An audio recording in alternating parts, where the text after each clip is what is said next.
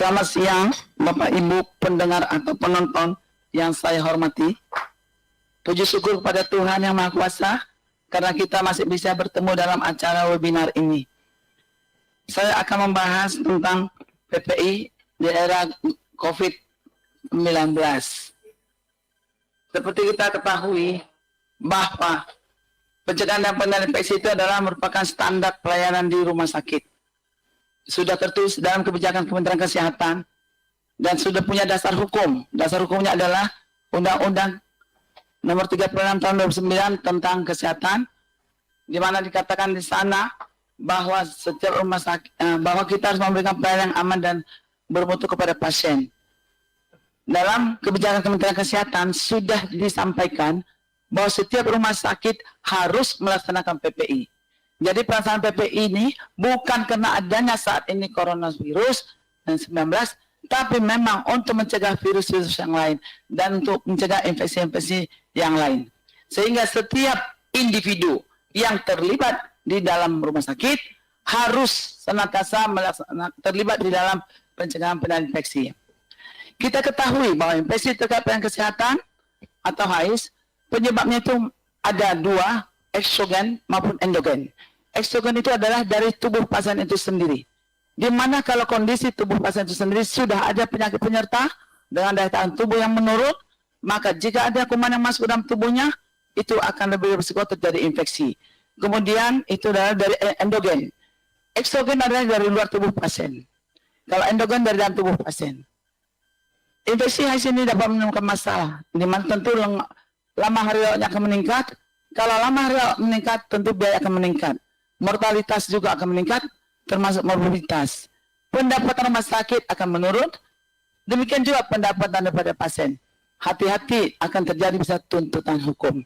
Secara epidemiologis, HIS bahwa 1,7 miliar hospitalized itu terjadi infeksi dan 98.000 kematian. Sebelum kita tahu ke sana, kita harus ke COVID ini. Kita harus tahu dulu, kita harus kenal dulu segitiga epidemiologi, epidemiologi infeksi. Ini sangat mempengaruhi. Di mana kita tahu bahwa ada host, agent, and environment. Ini adalah interaksi yang sangat dinamis. Jika terjadi perubahan salah satu komponen, maka terjadi ketidakseimbangan, itu akan menimbulkan sakit. Kita tahu bagaimana host kita ini harus kita tingkatkan. Kita meningkatkan daya tahan tubuh kita. Bagaimana juga lingkungan kita benarkan supaya memang itu buat kita sehat. Dan juga bibit penyakit. Bibit penyakit itu tidak bisa kita singkirkan dari dunia ini. Karena memang itu adalah sudah diciptakan Tuhan, bahwa bibit penyakit itu memang ada di dunia kita ini. Dan kita juga tidak bisa hidup tanpa bibit penyakit. Kita tahu bagaimana meningkatkan daya tahan tubuh individu, personal, manusia. Tentu istirahat yang cukup. Dengan istirahat yang cukup, maka akan meningkatkan daya tahan tubuh, akan tumbuhlah imunitas kita. Kemudian yang kedua adalah bagaimana kita harus memberikan gizi yang seimbang. Gizi yang seimbang adalah salah satu juga agar kita imunitas kita meningkat. Tetapi sering sekali juga kita nggak perhatikan gizi. Dan juga olahraga yang teratur. Kita harus ada olahraga teratur, perilaku hidup bersih dan sehat, kemudian manajemen stres, dan terakhir doa. Kenapa saya sampaikan doa? Kita jangan lupa bahwa manusia itu terdiri biopsikososial spiritual. Kita tidak lupa, kita adalah ciptaan Tuhan. Seberat apapun, sebagaimanapun kita melakukan suatu tindakan, tapi kalau kita tidak ada doa, itu sangat sulit sekali. Karena kita diciptakan Tuhan, dan kita juga harus mengikuti perintahnya, dan manusia kita tahu terdiri dari biopsikososio dan spiritual. Kemudian kita lihat bagaimana perilaku hidup bersih dan sehat.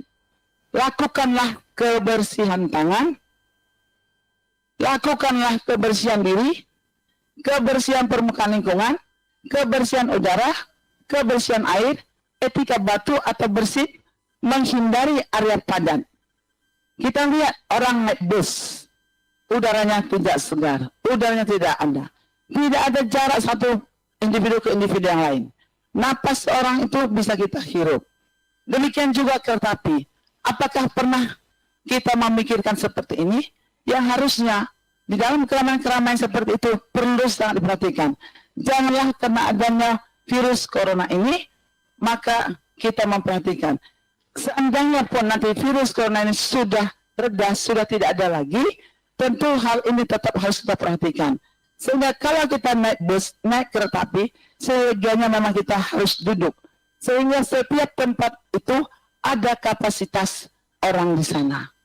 Kemudian kita memang dari dulu juga dibilang, kita harus menghindari tempat-tempat keramaian dan udara yang sehat, yang tidak sehat. Kita tahu, seperti di rumah sakit, jika kita datang ke suatu rumah sakit, pengunjung begitu banyaknya. Ada gargar tikar, ada yang di atas tempat tidur. Ketika kita masuk ke ruangan, udaranya pengap. Itu artinya udara tidak sehat. Jadi nanti kita harus perhatikan seperti itu. Kita tahu chain infection, oke? Semua kita tahu orang kesehatan. Bagaimana terjadinya infeksi itu? Tentu adanya agen. Ini salah satu agen virus corona.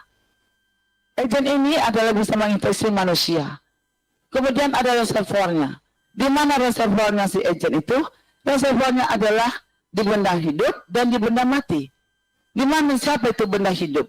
Tentu benda hidup adalah manusia. Kita manusia dan juga tumbuh-tumbuhan dan juga binatang-binatang. Makanya di rumah sakit juga kita suruh batasin pengunjung. Dari dulu juga dikatakan batasin pengunjung. Tapi pengunjung itu datang berjubel-jubel. Rumah sakit katanya kewalahan menghadapi itu. Saya tidak tahu apakah pendidikan kesehatan diberikan atau tidak. Saya tidak tahu. Karena sudah ada di Undang-Undang Kesehatan bahwa setiap rumah sakit punya kewajiban memberikan pendidikan kesehatan kepada masyarakat rumah sakitnya. Kemudian kita lihat juga tanaman-tanaman juga tidak boleh ada di ruangan itu karena itu reservoir. Demikian juga binatang-binatang. Kita masih ada kucing, ada kecoa, lalat. Saya beberapa kali melihat di UGD itu lalat ada di manusia itu. Di pasar, di perusahaan. Saya pernah menghitung sampai ada 15-20 lalat pada seorang manusia. Ini saya sangat prihatin sekali. Sehingga dengan adanya COVID ini mudah-mudahan kita ke depan akan memperbaiki mutu layanan kita di rumah sakit. Kemudian adalah benda mati. Benda mati ini apa? Seluruh permukaan lingkungan itu adalah mikroorganisme. Sehingga seluruh permukaan lingkungan harus kita bersihkan 2 kali sehari dan bila perlu.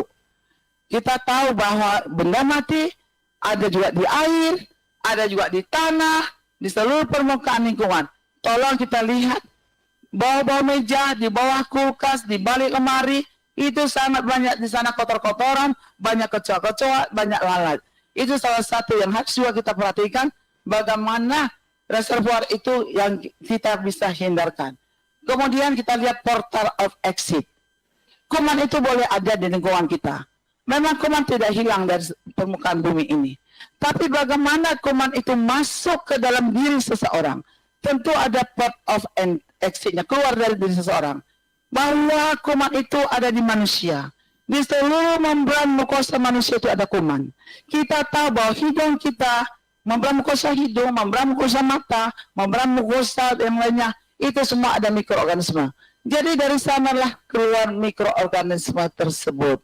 Kita harus tahu. Sehingga kalau terjadi itu keluar di permukaan lingkungan, mau darah, mau cairan, itu harus segera kita bersihkan. Sehingga tidak ada ceceran-ceceran darah atau cairan tubuh di dalam permukaan di setiap rumah sakit. Jadi kuman itu keluar dari tubuh manusia itu melalui per entry. Ada 2 cara. Pertama adalah melalui membran mukosa. Yang kedua adalah kulit yang tidak utuh. Kemudian kita tahu bagaimana transmisi kuman ini. Ada 3 cara. Kontak, droplet, airborne. Sekarang kita tahu COVID. COVID-19 menurut Bu CDC katakan itu melalui airborne. Tapi menurut WHO adalah droplet dan kontak erat. Tadi Bu Liarsi sudah menyampaikan bahwa sinus corona itu melalui droplet dan kontak erat. Walaupun kemarin dikatakan dari WHO bahwa itu bisa saja melalui airborne. Sehingga ditekankan jika kita melakukan tindakan yang menghasilkan aerosol, maka kita harus menggunakan masker N95. Kemudian kita tahu port of entry. Kita harus paham ini chest infection. Bagaimana kuman itu masuk ke dalam diri seseorang. sama pintu keluar dan pintu masuk kuman ke dalam diri seseorang. Tentu dia dari membran mukosa, dari kulit yang tidak utuh. Mana membran mukosa? Tentu dari mulut kita, dari hidung kita. Makanya kita pakai masker, melindungi membran mukosa, hidung, dan mulut. Sehingga supaya kuman itu tidak masuk melalui membran mukosa, hidung, dan mulut. Kemudian kita juga bisa masuk dari mata. Membran mukosa mata. Maka membran mukosa mata, kita bukan pelindung wajah atau pelindung mata. Dan bahkan juga mungkin bisa ke rambut, sehingga kita bisa menutup rambut kita. Sehingga setiap kita menggunakan alat itu, ada tujuannya, bagaimana supaya mikroorganisme itu tidak masuk ke dalam tubuh kita. Dan kita juga harus tahu, bahwa kuman itu masuk biasanya pada pasien yang sudah immunocompromised, susceptible host. Maka itu saya bilang tadi, kita penting meningkatkan daya tubuh kita, supaya daya tubuh kita kuat. Tetapi pasien-pasien yang ada di rumah sakit, dia sedang sakit, dia masukin alat-alat semua, dengan sendirinya akan menurunkan daya tahan tubuh pasien. Selanjutnya kita tahu coronavirus disease ya 2019 itu menjadi suatu pandemi. Oleh karena itu kita perlu menerapkan lebih ketat lagi tentang pencegahan dan pengendalian infeksi. Kita tahu bahwa pengertian daripada infeksi ini, dulu dia sebut infeksi nosokomial. Tetapi sejak tahun 2007 oleh WHO sudah diganti menjadi HAIS. Karena kejadian infeksi ini tidak hanya di rumah sakit, tapi juga di fasilitas kesehatan lainnya. Seperti di puskesmas, di klinik praktek dokter, di praktek bidan, dan sebagainya. Maka sekarang dikatakan bahwa HAIS itu adalah infeksi yang terjadi pada pasien selama proses perawatan di rumah sakit, di mana ketika pasien masuk tidak ada infeksi, tidak masa inkubasi, dan juga infeksi didapat di rumah sakit muncul setelah pulang. Ini contohnya pada pasien-pasien kasus operasi. Pada kasus-kasus operasi biasanya infeksinya setelah pulang. Kemudian infeksi termasuk infeksi pada petugas karena pekerjaannya. Ini contohnya seorang petugas terluka tusuk jarum, sehingga dia terjadi, mungkin dia bisa HIV atau hepatitis B, itu termasuk HAIS. Maka kita lakukan suatu pencegahan dan pengendalian infeksi. Pencegahan dan pengendalian infeksi merupakan suatu upaya kegiatan untuk mencegah, meminimalkan kejadian infeksi pada pasien, petugas, pengunjung, dan masyarakat sekitar rumah sakit dan fasilitas kesehatan lainnya yang meliputi pengkajian, perencanaan, pelaksanaan, dan evaluasi. Ini sudah tertuang dalam PMK nomor 27 tahun 2017. Pengkajian dan perencanaan dilaksanakan oleh Komite PPI. Karena setiap rumah sakit harus memiliki Komite PPI. Siapa yang melaksanakan? Semua individu di rumah sakit dimanapun harus melaksanakan pencegahan pengendalian infeksi ini. Kemudian dilakukan evaluasi oleh Komite PPI. Sehingga bertujuan apa PPI ini? Apakah kita sibuk-sibuk untuk melakukan PPI? Tentu menurunkan atau meminimalkan insiden rate infeksi terkait pelayanan kesehatan pada pasien, pada pelayanan kesehatan, pada petugas, pengunjung, serta masyarakat sekitar rumah sakit dengan mempertimbangkan cost effectiveness. Ini pun sudah tertuang di PMK nomor 27 tahun 2017. Ya, jadi kita tahu pasien pengunjung yang ada di rumah sakit itu harus kita lindungi. Tapi apa yang terjadi di negara kita, di Indonesia kita ini?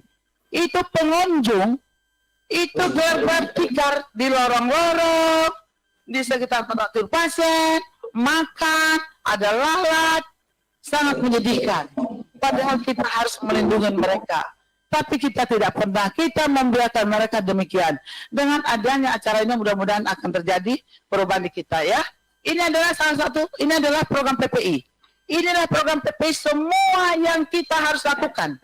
Inilah semua yang dinilai oleh KARS nanti. Bagaimana program PPI ini kita laksanakan dengan baik dan benar.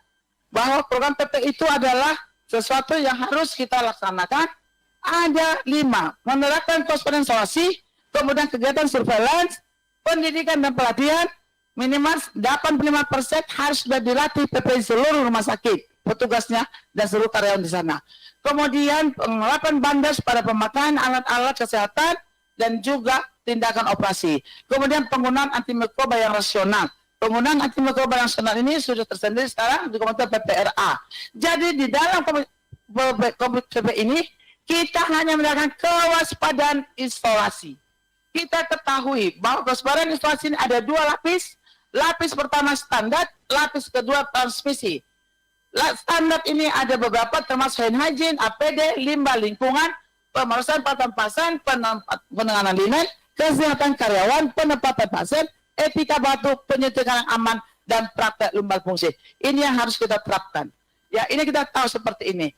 Jadi kita lihat, kalau terjadi sudah itu pasien itu adalah memang dia transmisi droplet atau airborne, tentu kita menerapkan kewaspadaan standar plus kewaspadaan berdasarkan transmisi, yaitu kontak droplet airborne.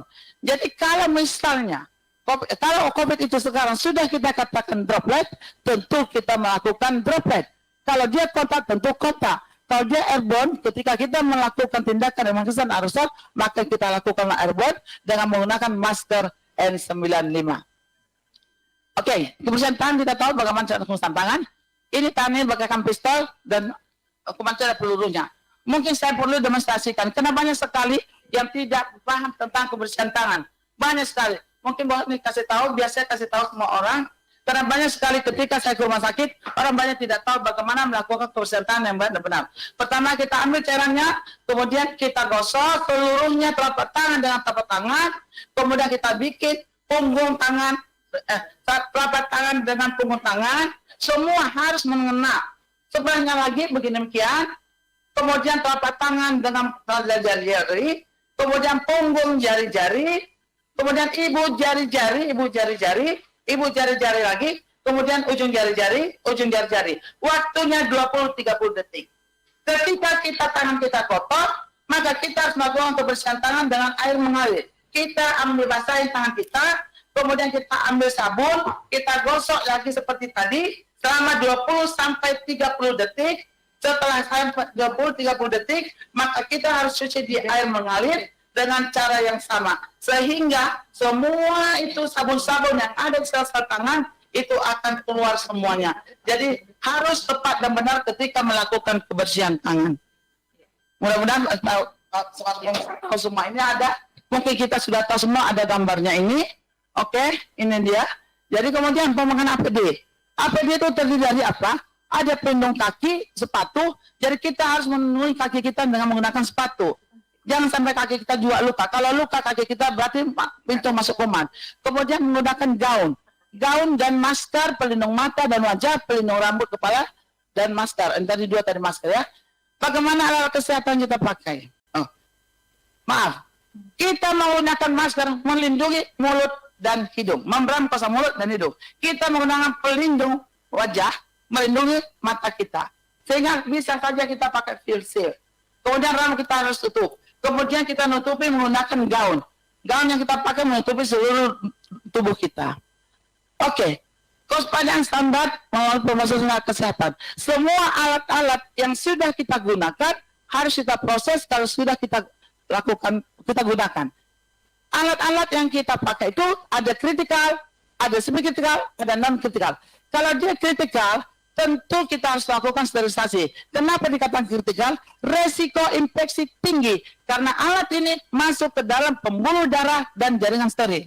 Sehingga mau tidak mau, suka tidak suka harus kita sterilkan. Yang kedua adalah semi kritikal. Alat ini masuk ke membran mukosa. Resiko infeksinya sedang karena dia masuk ke dalam bukan tempat darah steril, tapi membran mukosa. Kita tahu membran mukosa itu ada mikroorganisme. Tapi sudah selesai, minimal BTT, disterilkan lebih bagus. Yang ketiga itu adalah non-kritikal. Non-kritikal itu adalah sampai permukaan kulit saja. Tetapi setelah dipakai, harus dibersihkan. Ya, harus kita bersihkan. Jadi alat-alat seperti pulpen, ya. Apa ini semua, apa ini permukaan lingkungan. Saya dengar pulpen juga harus disinfeksi, ya. Kalau dia tidak kena darah, cukup kita bersihkan saja. Tidak usah pakai disinfeksi, pakai klorin, nanti rusak semuanya alat kita. Kemudian linen juga harus kita pakai, harus dalam kondisi bersih. Semua udah tahu, ventilasi udara harus bersih. Bersihnya apa? Tidak bau. Mutu air kita lihat harus bersih juga. Permukaan lingkungan senantiasa harus dalam kondisi bersih. Bagaimana bersih? Tentu kita bersihkan 2 kali sehari. Saya bingung kenapa disempur-serempet ya. Sebenarnya kita melakukan pengelapan 2 kali sehari dan bila perlu, ya. Oke, kemudian buang limbah pada tempatnya. Kemudian ini kita tahu sekarang bahwa limbah itu ada 85% non-infeksius, 10% infeksius, 5% chemical. Itu sudah dituangkan oleh di WHO tahun 2015. Kesehatan karyawan. Dari dulu sudah kita katakan, karyawan kalau sakit flu tidak boleh bekerja. Jadi bukan karena sekarang ada COVID, flu dipulangkan. Dari dulu dikatakan dari prinsip PPI, kalau karyawan flu tidak boleh bekerja, harus istirahat. Kenapa? Karena itu sebagai sumber infeksi. Atau dia nanti akan menjadi lebih infeksi lagi. Kemudian tempatkan pasien jarak minimal 1 meter, pisahkan pasien yang tidak bisa menjaga kebersihan lingkungannya. Oke, kemudian jarum suntik juga harus kita buang. Ini adalah untuk infeksi aliran darah, tidak terlaksana. Inilah etika batu. Kita sudah katakan dari dulu, dari 2007, kita sudah katakan, lakukan etika batu. Cover your cough. Tapi orang tidak mau tahu. Batu-batu saja. Jadi ini saya tunjukkan bagaimana, kalau saya mau batu, saya ambil tisu, saya batukan, buang tempat sampah, cuci tangan, kebersihan tangan. Tapi kalau tidak ada, tentu saya batukan di lengan atas bagian dalam. Atau saya pakai masker. Di sini kegunaan kita pakai masker. Jadi tidak boleh batu, mulut kita tidak kita tutup. Atau kita tutup pakai 1 tangan. Nanti kita tidak cuci tangan, transmisi pada orang lain. Atau pakai 2 tangan. Itu kita tidak boleh lakukan. Baik, selanjutnya ada penerapan kewaspadaan berdasarkan transmisi. Tentu transmisi kontak, kita menggunakan APD, sarung tangan, dan gaun. Kemudian transmisi droplet, tentu kita menggunakan pelindung mata, pelindung wajah, ya mulut dan hidung, dan pelindung mata. Kemudian kalau dia airborne, tentu menggunakan N95, masker N95. Saya kira ini nanti misalnya dibaca ini semua, nanti kita mungkin di forum diskusi. Ya, jadi yang penting kita lakukan adalah bagaimana kita melaksanakan kewaspadaan standar dan kewaspadaan berdasarkan transmisi. COVID sudah kita tahu, tentu ada transmisi. Sehingga kedua, lapis pertama, lapis kedua harus kita terapkan. Saya kira itu yang bisa saya sampaikan. Uangnya semua dengan waktunya yang sangat sempit, maka saya akhiri sampai sekian. Kemudian terima kasih atas perhatiannya.